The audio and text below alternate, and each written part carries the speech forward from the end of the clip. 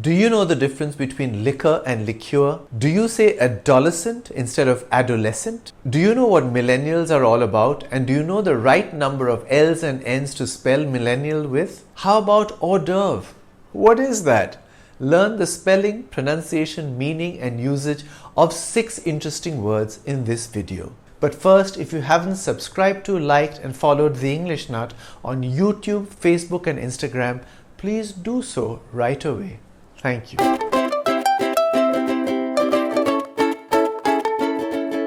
Adolescence is the transitional period in your life when you attain puberty and transform from a child into an adult. According to the World Health Organization, a person between the ages of 10 and 19 is an adolescent. While some people get the spelling of this word wrong, many more people get the pronunciation wrong. It's adolescent, not adolescent, as many say it. Use it in a sentence like this. As an adolescent, I was a rebel. Here's another example. Warning, it contains a bad pun. I'm writing a book on the acne and the ecstasy of my adolescent years. Acne instead of agony. Get it? I warned you.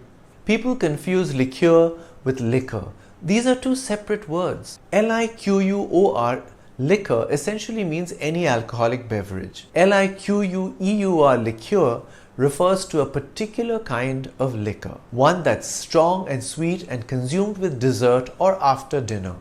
It's typically drunk neat or over ice. Liqueurs are also used as ingredients in cocktails which are typically consumed before dinner. The distinctive flavors of liqueurs are thanks to the herbs, spices and fruits that are added to them. Liqueurs are descended from the herbal medicines that were prepared by monks in 13th century Italy. Amaretto, Cointreau and Sambuca are examples of liqueurs. Amaretto means a little bitter in Italian. It's an almond-flavored liqueur made from apricot kernels. You can have it neat, with soda or with a bit of orange juice. Cointreau is an orange-flavored liqueur that I like to have over ice. But it's also a popular ingredient in cocktails such as the Cosmopolitan.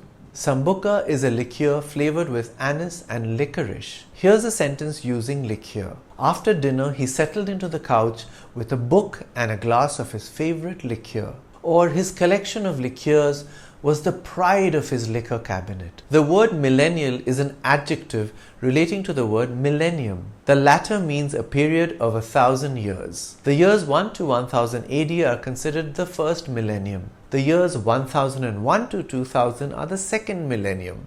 The third millennium started in the year 2001. Both millennial and millennium are spelled with a double L and a double N. The word millennial has become popular as a term for referring to the generation that reached young adulthood in the early years of the third millennium, meaning the early years of the 21st century. This puts the birth year of a millennial between the years 1981 and 1996. This generation came of age during a time of rapid technological change when email, mobile phones and the internet started becoming big.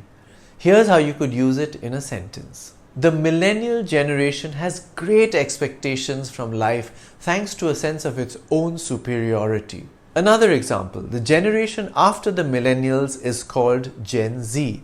Gen is an abbreviation of generation. Interestingly, though we follow British English and pronounce the last letter of the alphabet as Z, when it comes to the term for the generation, we tend to say Gen Z. The influence of those Americans. Genealogy. This is a tricky word. We tend to mispronounce it and therefore misspell it as genealogy. We probably make this mistake because we are used to words like geology and zoology, which end in ology. To help remember the right pronunciation, we can think of it as gene plus allergy, genealogy. Once you pronounce it correctly, you'll be able to spell it right too. Another point to note when pronouncing the word is that the stress is on the A. Genealogy, not genealogy, just as it's geology and not geology.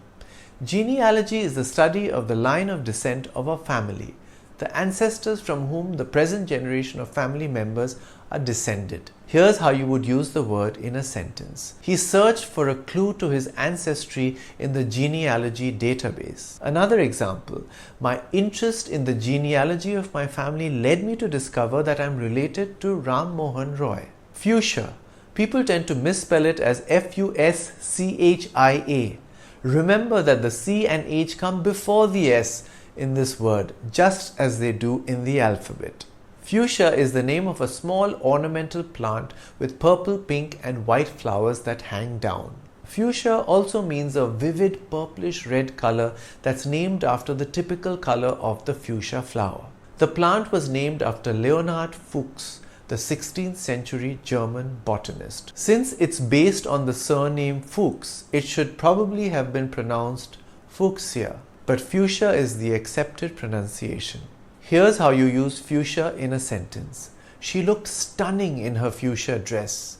And another example, he stood out in the crowd thanks to his fuchsia t-shirt.